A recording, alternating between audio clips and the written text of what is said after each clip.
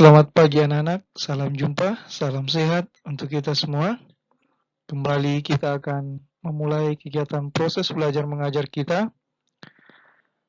Hari ini kita akan membuka pelajaran kita dengan tema Allah adalah sumber keselamatan yang sejati.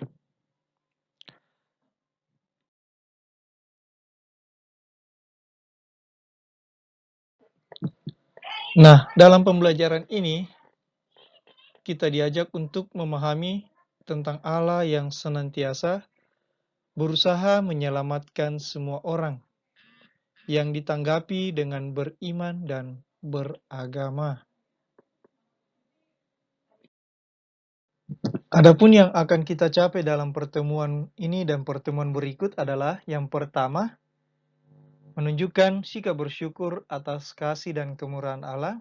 Yang kedua, menunjukkan beberapa kesaksian tentang karya Allah yang menyelamatkan.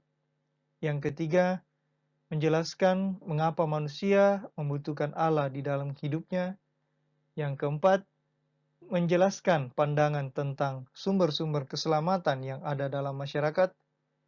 Yang kelima, menjelaskan bahwa Allah adalah sumber keselamatan yang sejati.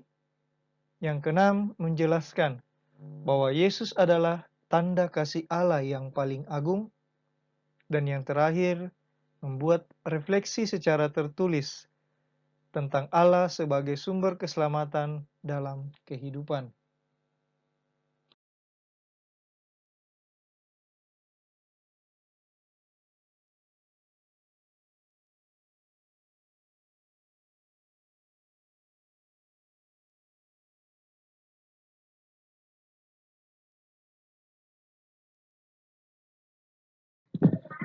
Oke, jadi untuk membuka kegiatan belajar mengajar kita hari ini, saya akan mengajak kalian untuk mengungkapkan beberapa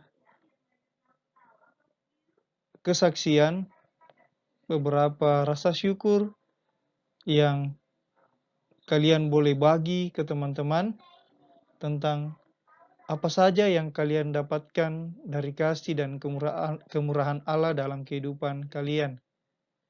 Jadi silakan mengungkapkan rasa syukur apa yang pernah kalian ungkapkan. Kesaksian tentang karya apa yang pernah kalian rasakan dalam kehidupan kalian. Ya, betul. Jadi ada banyak bentuk kasih, ada banyak bentuk kesaksian tentang karya Allah yang kita bisa rasakan.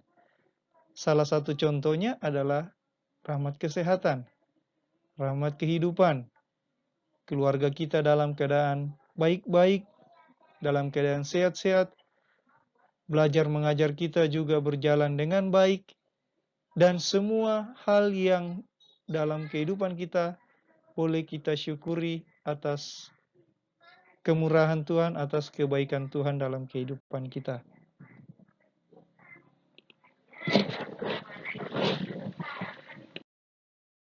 Nah, setelah kita mengungkapkan beberapa rasa syukur dan beberapa kesaksian yang boleh kita alami dalam kehidupan kita, kita akan melihat bagaimana dalam kitab suci Allah mau mengajak kita mengenal, mencintai Allah lewat Kisah Para Rasul bab 17 ayat 16 sampai dengan 34. Silakan untuk membuka kitab sucinya dan kita akan baca bersama-sama. Baiklah, kita akan membacakan Kisah Para Rasul bersama-sama. Sementara Paulus menantikan mereka di Athena, sangat sedih hatinya karena ia melihat bahwa kota itu penuh dengan patung-patung berhala. Karena itu di rumah ibadat ia bertukar pikiran dengan orang-orang Yahudi dan orang-orang yang takut akan Allah, dan di pasar setiap hari dengan orang-orang yang dijumpainya di situ. Dan juga beberapa ahli pikir dari golongan Epikuros dan Stoa bersoal jawab dengan dia, dan ada yang berkata, apakah yang hendak dikatakan si Plater ini? Tetapi yang lain berkata, rupa-rupanya ia adalah pemberita ajaran dewa-dewa asing. Sebab ia memberitakan Injil tentang Yesus dan tentang kebangkitannya. Lalu mereka membawanya menghadap sidang Areopagus dan mengatakan, "Bolehkah kami tahu ajaran baru mana yang kau ajarkan ini? Sebab engkau mendengarkan kepada kami perkara-perkara yang aneh. Karena itu kami ingin tahu apakah artinya semua itu." Adapun orang-orang Athena dan orang-orang asing yang tinggal di situ tidak mempunyai waktu untuk sesuatu selain mengatakan atau mendengar segala sesuatu yang baru. Paulus pergi di atas Areopagus dan berkata, "Hai orang-orang Athena, aku lihat bahwa dalam segala hal kamu sangat beribadah kepada dewa-dewa. Sebab ketika aku berjalan-jalan di kotamu dan melihat barang-barang pujaanmu, aku menjumpai juga sebuah mezbah dengan tulisan, kepada Allah yang tidak dikenal. Apa yang kamu sembah tanpa mengenalnya, itulah yang kuberitakan kepada kamu. Allah yang telah menjadikan bumi dan segala isinya, Ia yang adalah Tuhan di atas langit dan bumi.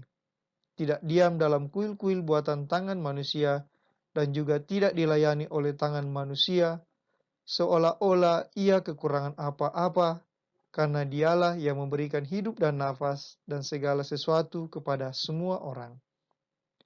Dari satu orang saja Ia telah menjadikan semua bangsa dan umat manusia untuk mendiami seluruh muka bumi, dan Ia telah menentukan musim-musim bagi mereka dan batas-batas kediaman mereka, supaya mereka mencari Dia dan mudah-mudahan menjamah dan memenuhkan Dia, walaupun Ia tidak jauh dari kita masing-masing. Sebab di dalam Dia kita hidup, kita bergerak, kita ada, seperti yang telah juga dikatakan oleh pujangga-pujanggamu, sebab kita ini dari keturunan Allah.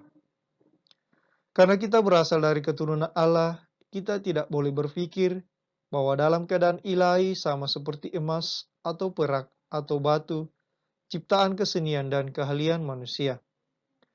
Dengan tidak memandang lagi zaman kebodohan, maka sekarang Allah memberitakan kepada manusia bahwa di mana-mana semua mereka harus bertobat.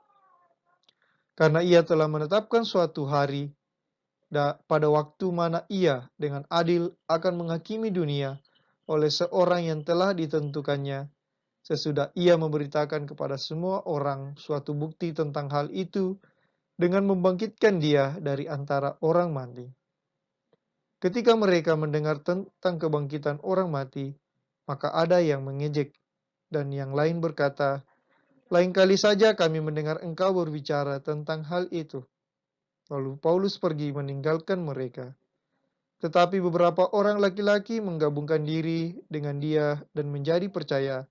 Di antaranya juga Dionysius, anggota majelis Areopagus, dan seorang perempuan bernama Damaris, dan juga orang-orang lain bersama-sama dengan mereka. Demikianlah sabda Tuhan. Nah, setelah kita mendengarkan sabda Tuhan, kita akan sharing bersama dengan panduan pertanyaan. Yang pertama, apa yang dilakukan Paulus melihat kenyataan orang Athena? Yang kedua, apa tanggapan orang Athena melihat pewartaan Paulus? Dan yang ketiga, pelajaran apa yang dapat kita petik dari kutipan teks kitab suci tersebut?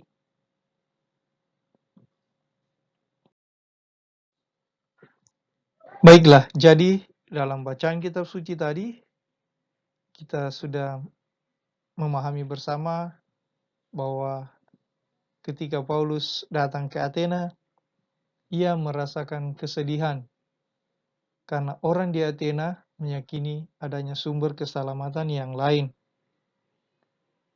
Yang kedua, tanggapan orang Athena terhadap kedatangan Paulus, mereka menganggap bahwa Paulus adalah orang asing yang mengajarkan sesuatu yang belum mereka pahami. Dan pesan dari teks untuk kita bersama adalah Paulus mengajak orang di Athena dan mengajak kita untuk bertobat kembali kepada sumber kebaikan, yakni Allah itu sendiri.